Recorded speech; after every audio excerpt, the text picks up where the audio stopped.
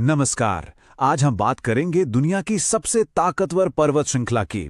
एक ऐसी कहानी जो एक समुंदर से शुरू होकर दुनिया की छत तक पहुंचती है। जी हाँ, हम बात कर रहे हैं हिमालय की। तो सवाल यह है कि आखिर धरती पर इतनी ऊंची पर्वत श्रृंखला बनती कैसे है। चलिए एकदम बेसिक से शुरू करते हैं।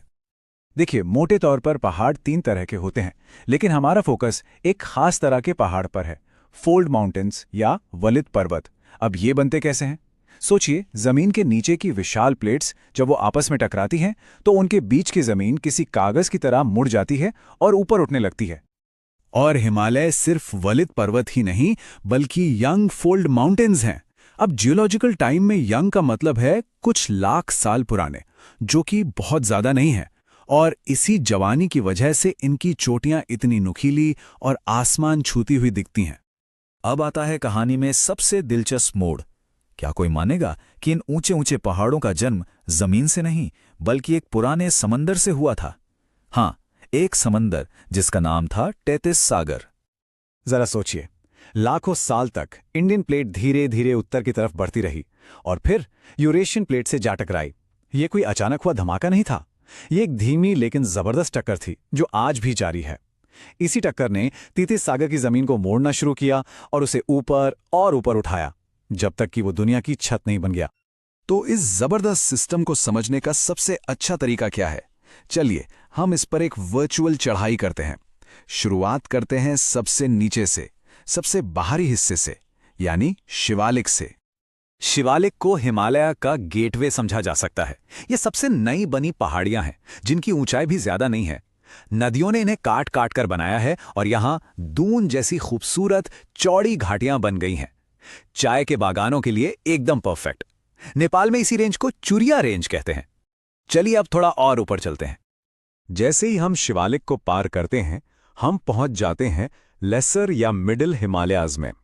और यहां पहुंचते ही सीन एकदम बदल जाता है। भूदृश्य अब ज्यादा ऊबड़ खाबड़ और जटिल हो जाता है। ये वो इलाका है जहां हमारे ज्यादातर मशहूर हिल स्टेशंस हैं। पीर पंजाल रेंज हो या धौलाधार, ये सब इसी मिडिल हिमालय का हिस्सा हैं। और हां, खूबसूरत कश्मीर वैली भी पीर पंजाल और ज़ंस्कार रेंज के बीच ही तो है। ओके, अब हम असली दिग्गजों के पास पहुंच रहे हैं, ग्रेटर हिमालयाज या हिमाद्री। ये पूरे हिमालयन सिस्टम की रीढ़ की हड्डी है। ये वो जगह है जहां हमेशा बर्फ जमी रहती है, बड़े बड़े ग्लेशियर्स हैं। एक ऐसी दुनिया है जहां ग्रेनाइट की बनी धरती की सबसे ऊंची चोटियां सीधा आसमान से बातें करती हैं। और इन सभी दिग्गजों का राजा माउंट एवरेस्ट, 8,848 मीटर। नेपाल में इसे सागरमाथा कहते हैं और तिब्बत में चोमोलुंगमा। पर एवरेस्ट अकेला बादशाह नहीं है। उसके दरबार में कंचनजंगा, लोहत्से, मकालू जैसे कई और भीमकाय पर्वत हैं। इनमें से ज्यादातर 8,000 मीटर से भी ऊंचे हैं। अब इन बर्फीली चोटियों के पार चलते हैं। वहां एक बिल्कुल अलग ही दुनिया है, ट्रांस हिमालय। ग्रेटर हिमालय के ठीक उत्तर में ये इलाका एक ठंडा रेगिस्तान है, बिल्कुल सूखा, बारिश ना के बराबर। यहां पर काराकोरम, लद्दाख और ज़ंस्कार जैसी दुनिया की कुछ सबसे मुश्किल पर्वत श्रृंखलाएं हैं। और हां, इसी काराकोरम रेंज में है K2, जिसे माउंट गॉडविन ऑस्टिन भी कहते हैं। 8,611 मीटर की ऊंचाई के साथ यह दुनिया की दूसरी सबसे ऊंची चोटी है। एवरेस्ट के बाद अगर कोई है तो वो यही है। काराकोरम सिर्फ ऊंची चोटियों के लिए नहीं जाना जाता।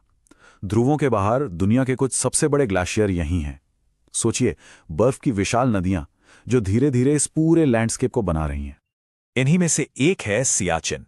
ये सिर्फ एक ग्लेशियर नहीं है बल्कि दुनिया का सबसे ऊंचा युद्ध क्षेत्र भी है, जो इसे भूविज्ञानिक के साथ साथ सामरिक रूप से भी बहुत जरूरी बनाता है। अब ये पहाड़ सिर्फ दीवारें नहीं हैं, इनके बीच में कुछ रास्ते भी हैं जिन्हें हम पास या दर्रे कहते हैं। सदियों से ये दर्रे व्यापार, संस्कृति और लोगों के आने जाने के लिए जिंदगी की तरह रहे हैं। जैसे जम्मू कश्मीर और लद्दाख में देखिए, जोजिला जो श्रीनगर को लेह लद्दाख से जोड़ता है, या बनिहाल पास जो जम्मू को श्रीनगर से। ये सिर्फ सड़कें नहीं, ये लाइफलाइंस है। अब थोड़ा पूरब की तरफ आएं, हिमाचल और उत्तराखंड में रोहतांग पास जो कुल्लू को लाहौल स्पीति से जोड़ता है, या शिपकीला जहां से सतलुज नदी भारत में आती है। और रोहतांग की बात करें तो अटल टनल को कैसे भूल सकते हैं। ये दिखाता है कि कैसे आज भी इन पुराने रास्तों को आसान बनाने की कोशिशें जारी हैं। और एकदम ईस्ट में सिक्किम और अरुणाचल प्रदेश में नाथुला और जिलेपला जैसे दर्रे जो सिक्किम को तिब्बत से जोड़ते हैं, रणनीतिक रूप से बहुत जरूरी हैं। और फिर है यांग गैप पास। ये वो जादुई जगह है जहां से ताकतवर ब्रह्मपुत्र नदी भारत में एंटर करती है। तो इस पूरी चढ़ाई से हमने क्या सीखा? यही कि एक गायब हो चुके समंदर से लेकर दुनिया की छत तक का ये सफर, ये हिमालय की कहानी हमारे प्लैनेट की जबरदस्त ताकत का जीता जागता सबूत है। ये सिर्फ पहाड़ नहीं है, इन्होंने पूरे महाद्वीप के मौसम, नदियों और संस्कृति को शक्ल दी है। और पता है सबसे कमाल की बात क्या है? ये कहानी अभी खत्म नहीं हुई है। जिन शक्तियों ने हिमालय को बनाया वो आज भी एक्टिव हैं। हिमालय आज भी हर साल थोड़ा थोड़ा ऊंचा हो रहा है।